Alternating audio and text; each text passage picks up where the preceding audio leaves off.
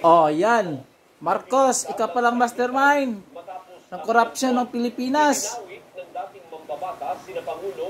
Yan mo pa ba si Romualdez? Tinakpan mo pa, kayong dalawa ang mastermind. Yun. Baba ka na sa Malacanang. Yan, kumanta na si Ko. O, IBCBN News today, November 14. Kapal na mukha mo, Marcos. Nagbayad kami ng tax, BIR, nakautang-utang dahil pa lang sa pagkurap mo. Visit ka. O, ano yan? Hindi nila ako mapatay bago ko mailabas ang lahat. Ano na, mga kababayan Pilipino. People power na tayo, ilabas na natin yung ano. Lang yung Marcos na to. Sa ama mo pa. Ikaw pa. Laki ng pira nyo, ninakaw ng pira sa kaban ng Pilipinas. Pagkatapos ng State of the Nation address ng Pangulo. Pero nakatanggap umano siya ng direktang utos. Oh, IBCBN News. Habang papauwi na ako, Oh. tinawagan ako ni dating Speaker Martin Romualdez at sinabihan, stay out of the country. You will be well taken care of as instructed by the President. Uubos na yung paninda namin sa Ibig pala nilang sabihin, sa pagbayad ng tax sa inyo, sa BIR. Laging kami magbayad ng tax, BIR, buwan-buwan. butas sa kanilang kampanya laban sa korupsyon. Nangiyak kayo mga politiko ha. Marcos, ka pala mang mastermind. Sas ka pala mukha itong gagong to oh. Ito na pansing buaya din. Baba na kayo sa pwesto. Next week baba na kayo. Sa 2025 budget. Ani ko, noong nasa bicameral conference committee na ang panukalang 2025 May kumanta na, tapos mag-ano ka pa. Tapos sabihin mo ganon. Kapal na mga ano dito. Katatapos lang ng meeting nila, yung Pangulo at may instructions. Mga ibang official din. Alam mo naman si Marcos yung mastermind o ano. People of the Philippines. Sinabi pa ni Saknina, Kung gawin natin dyan sa Marcos yan. BBM yan. Kasama sila sa meeting ni Pangulong BBM ng araw na yun. Tinawagan ko po agad si Yusek Adrian Bersamin at tinanong ko kung may instruction na ba ang Pangulo magpasok ng 100 billion during the meeting. Ang sabi niya, Ano ng mga bilihin, tumaas. Inireport umano ni ko kay Noy Oh, Speaker Romualdez. kaibigan pa sila dito dati. Oh, yung satanas na to, oh, laki ng mga sungay. O ayan, yung, sus, dila-dila ang buang. O ayan, kumanta ng gonggong. Sus, Diyos ko, mga kurap oh. Nagsingtapal pa mga buang. Sa loob ng Malacanang compound. Sus, Diyos ko, Dito Lord. umano ibinigay ni Bersamin kay ko ang listahan ng mga proyektong nagkakahalaga ng 100 billion pesos para isingit sa 2025 budget. tinanong ko po si Yusek Adrian kung saan galing ang listahan. Pagdala to nga to. Sagot niya, Adning Marcos, inano pa nyo si Duterte, ikaw pala ang ano eh, gusto nyo kunyo ang pirang Pilipinas, visit ka Marcos. Lumalabas na mula sa 100 billion pesos, higit 81 Pinangapi pa ang dami nang namatay sa flood control dahil sa ginawa nyo, visit kayo. ang nasa ilalim ng Office of the President. Sa ano na yung mga kabahayan, National Electrification wala pa kayong ayuda, mga visit kayo. Baba na kayo next week. Ka Marcos. Tinanong niya kung pwedeng 50 billion pesos lang ang ipasok sa program Diyos, Diyos ko Lord. Ang mga napitirang 50 billion pesos ay sa unprogrammed appropriation. Bilyon-bilyon.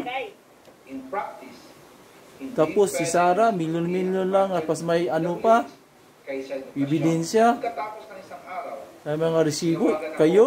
Diyos, Diyos ko Lord. Oh, sige na ko, iwaldas mo na yung ano mo, hinaka mo at saka sabihin mo ng totoo. ni Speaker Martinian at hindi na pwedeng baguhin. Kumbaga, ang utos ng hari hindi pwedeng mabali. Again, I informed the Speaker and asked clearance about the instructions ng Pangulo. At ang sabi niya, wala tayong magagawa. Kaya Grabe. nakapagtataka Wala para tayong kay magagawa. Ko, Kapal na ang mukha itong dating Marcos to, kahit ang ng adik. na hindi niya makilala ang budget. Sinisika pa rin ng Sus, ABS-CBN News. kawatan, na oh. mukha ang panig ni May Romualdez. ano pa sa mga Maingat naman media. pinag-aaralan ng Visit, Independent inaano pa sa Commission on ICI. Infrastructure ang mga pahayag ni Ko, pati na rin ang mga lumabas sa Ramdam Senate namin Rules kahirapan, Committee mga hearing visit bago kayo, ah. umaksyon. Vivian Gulia. Alis na kayo sa Malacanang. Nanakaw ng pera ng bayan. Visit pamilyang Marcos. Ubus na ng paninda namin. Visit kayo. Bayad kami ng tax. Nanakaw na kayo.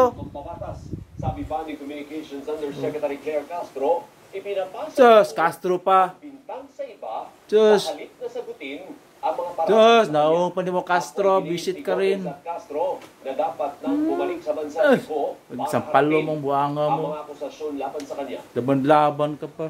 These wild accusations are Jesus! completely without Oo, paano lang basis agi? in fact.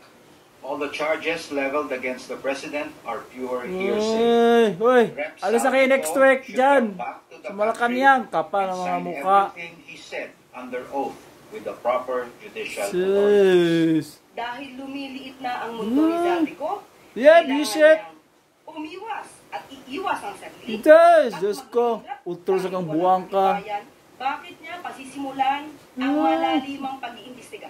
Kayo pala ang kanya, ano pa rin yung mga sitwasyon. Diyos, bakakon. Ata ni mo, clear ka. Ang Pangulo ay may kinalaman. Logic. Yabag buang. Marinding itinanggi ni Budget Secretary Amina Pangandaman ang mga aligasyon ni Ko tungkol sa 2025 budget insertions. Git niya, sumunod Wala. ang kanyang kagawaran sa Gawa silang paraan para makalusot, at wala mga na ito buwisit. sa kanilang kamay, oras na may Diyos sumite ko. ang National Expenditure Program Diyos to sa BCBN. para sa pagsasabatas nito. All appropriations ordered by the President is already in the National Expenditure Diyos, Program. pakukuhan ka pa, That is why Marcos. it is called Alis the ka na sa President's Malacanang. budget. Alam na So dis. we reject Kang mastermind. any insinuations about it. The BICAM is purely under the power of the legislature. Diyos, We Diyos respect ko. and strictly follow the budget Yan. process, Marcos and ka. all our actions are above board. Kayo sa... Inisyo naman ni Senate President Pro Tempore Sus, Panfilo protekto na po, no? ang bahayag No, nito, senador. partikular ang umano'y Ano na? 100 billion pesos na isiningit umano sa 2025 budget.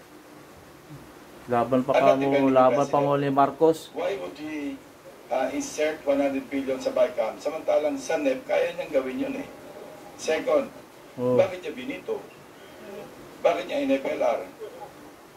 So, unbelievable, incredible. No, I'm not saying it's unbelievable. Pero at face Diyos, value, Diyos ko. meron tayong... Huwag kayo pagkitahan si Marcos.